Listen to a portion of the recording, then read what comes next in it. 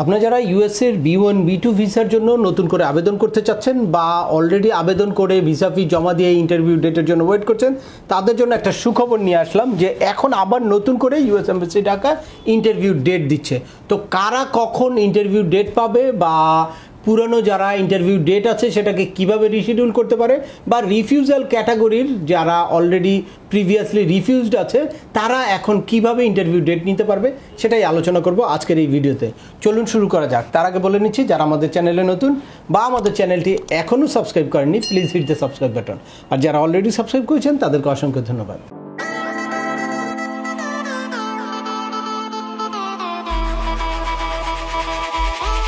Welcome back. আপনাদের সাথে আছি আমি সিএম আমিনুল বাহার। আমাদের এই চ্যানেলে ইউএসএর ভিজিট, পড়াশোনা, ওয়ার্ক পারমিট এবং মাইগ্রেশন সংক্রান্ত বেশ কিছু আপডেটেড ইনফরমেশন আছে। আপনারা যারা যেই টপিক্সে ইন্টারেস্টেড দয়া করে ওই রিলেটেড সকল ভিডিওগুলো দেখবেন। এরপর ছোটোখাটো প্রশ্ন থাকলে ভিডিওর নিচে কমেন্টস করবেন। তারপরেও একান্ত কোনো ব্যক্তিগত পরামর্শ বা আমাদের কোনো সার্ভিস নিতে চাইলে ডিসক্রিপশনে থাকা হোয়াটসঅ্যাপ নম্বরে অ্যাপয়েন্টমেন্ট বুক করে সরাসরি যোগাযোগ করতে পারেন। অ্যাট দ্য সেম টাইম আমাদেরকে ইমেল করতে পারেন এবং আমাদের ফেসবুক পেজটি ফলো করে সবসময় আমাদের সাথে যুক্ত থাকতে পারেন। এনিওয়ে চলে আসি আজকের মূল আলোচনায়। আপনারা যারা দীর্ঘদিন ধরে আসলে ভিসা ফি জমা দিয়ে ইন্টারভিউ ডেট নিতে চেষ্টা করছেন, আপনারা দেখেছেন লাস্ট প্রায় 2-2.5 মাস কোনো ইন্টারভিউর স্লট ছিল না। তো যার কারণে অনেকেই আসলে হতাশ হয়ে গেছে যে ট্রাম্প প্রশাসন আসার পরে কি ইন্টারভিউ ডেট দেওয়া বন্ধ করে দিল, নাকি ভিসার গতি স্লো করে দিল, নাকি এখন থেকে আবেদন করলে আর ভিসা দিবে না। তো সেই জন্য অনেকে অনেক কনফিউজ ছিল। তো তাদের জন্য সুখবর হচ্ছে আআজকে আমরা দেখতে পারলাম যে ইউএস এম্বাসি ঢাকা নতুন করে স্লট ওপেন করেছে। এখন যারা নতুন করে ইন্টারভিউ ডেট নিবে তারা 2025-এর নভেম্বরে ডেট পাচ্ছে। নভেম্বরের ডেট অলরেডি শেষ। আমি লাস্ট যখন আপনাদের এই ভিডিওটা করছি ডিসেম্বরের ডেট শো করছে। দ্যাটস ওয়াই আপনারা এখন নতুন করে যারা আবেদন করার কথা ভাবছেন তারা খুব দ্রুত আবেদন করে তারপর ইন্টারভিউ ডেটটা নিয়ে ফেলতে পারেন। লাস্ট একটা যদি ইন্টারভিউ ডেট আপনার হাতে থাকে তখন কিন্তু আপনি এটাকে রিশিডিউল করার জন্য কন্টিনিউয়াস ট্রাই করতে পারেন।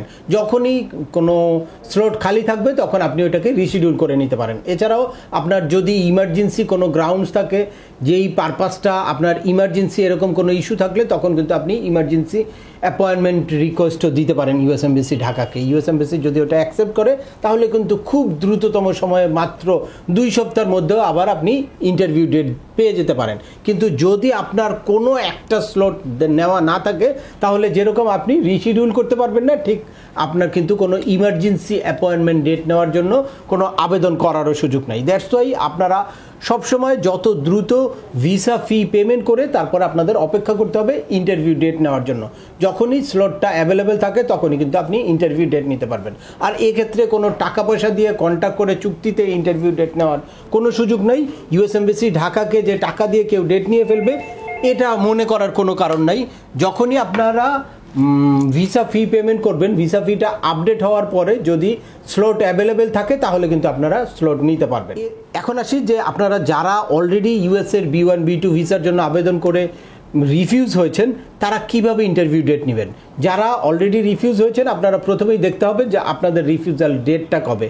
রিফিউজাল ডেটটা যদি 1 বছরের মধ্যে হয়, অর্থাৎ 1 বছর পার না হয়, তাহলে আপনাদের কিন্তু রিফিউজাল ক্যাটাগরিতেই এই ইন্টারভিউ ডেটটা নিতে হবে। আপনাকে প্রিভিয়াসলি রিফিউজড এইটা সিলেক্ট করতে হবে। এটা সিলেক্ট করার পরে যদি ইন্টারভিউ ডেট শো করে তাহলে ডেট নেবেন, আদারওয়াইজ ডেট নিতে পারবেন না। এখন যদিও নতুনদের জন্য ইন্টারভিউ ডেট শো করছে, কিন্তু আমরা যখনই দেখলাম যে প্রিভিয়াসলি রিফিউজ সিলেক্ট করার পরে তারপর কোনো ইন্টারভিউ ডেট শো করছে না। দ্যাটস ওয়াই আপনাদের আরও অপেক্ষা করতে হবে।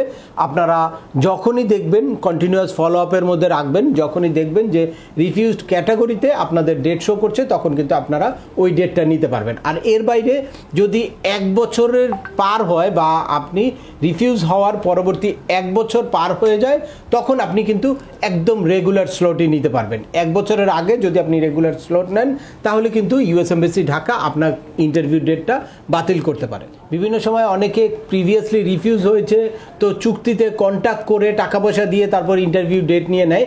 এক্ষেত্রে সাবধানতা আপনাদের অবলম্বন করতে হবে যে অবশ্যই দেখতে হবে যার মাধ্যমে আপনি ইন্টারভিউ ডেটটা নিলেন সে কি প্রিভিয়াসলি রিফিউজ সিলেক্ট করেছে কিনা।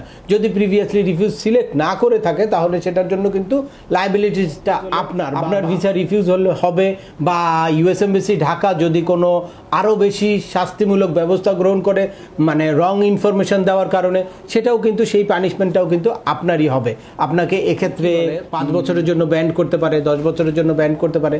তো যে কোনো মানে শাস্তিমূলক ব্যবস্থাই কিন্তু ইউএস এমবাসি ঢাকা গ্রহণ করতে পারে। সেজন্য আপনাদেরকে অবশ্যই সতর্কতার সাথে এই ইন্টারভিউর স্লট নিতে হবে এবং প্রত্যেকটা স্টেজে রাইট ইনফরমেশন দিতে হবে। এটা শুধু ইন্টারভিউ নেওয়ার ক্ষেত্রেই না, DS-160 ফিল আউট করার ক্ষেত্রেও আপনাদের অবশ্যই প্রপার ইনফরমেশন দিতে হবে। আবেদন করার ক্ষেত্রে বা ইন্টারভিউ ডেট নেওয়ার ক্ষেত্রে অত্যন্ত সতর্কতা অবলম্বন করবেন এবং কোনো এক্সপার্টের পরামর্শ নিয়ে বা যে আসলেই অভিজ্ঞ তার মাধ্যমে আপনারা প্রসেসিংটা করতে পারেন, অথবা আমার এই রিলেটেড হিউজ ভিডিও আছে, ডিটেলস ইনফরমেশান একদম স্টেপ বাই স্টেপ কীভাবে আপনারা ইন্টারভিউ ডেট নেবেন বা কীভাবে DS-160 ফিল আউট করবেন, ইন্টারভিউর প্রিপারেশন কীভাবে নেবেন, ইন্টারভিউতে কী ধরনের প্রশ্ন করতে পারে, এই রিলেটেড সকল ভিডিও দেখে নিজেও আপনারা কিন্তু ইউএসএ B1 B2 ভিসাটা প্রসেস করতে পারেন।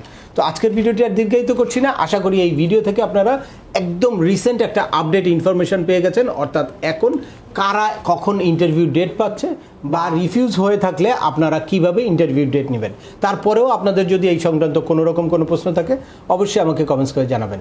আর ভিডিওটি ভালো লাগলে বা তথ্যবহুল মনে হলে লাইক দিয়ে আপনার বন্ধুদের মাঝে শেয়ার করে দেবেন যাদের এই ইনফরমেশনগুলো অত্যন্ত প্রয়োজন। আবার দেখা হবে নতুন কোনো গুরুত্বপূর্ণ টপিকস নিয়ে। সে পর্যন্ত সবাই ভালো থাকবেন, সুস্থ থাকবেন এবং আমাদের চ্যানেলের সাথেই থাকবেন। আল্লাহ হাফেজ।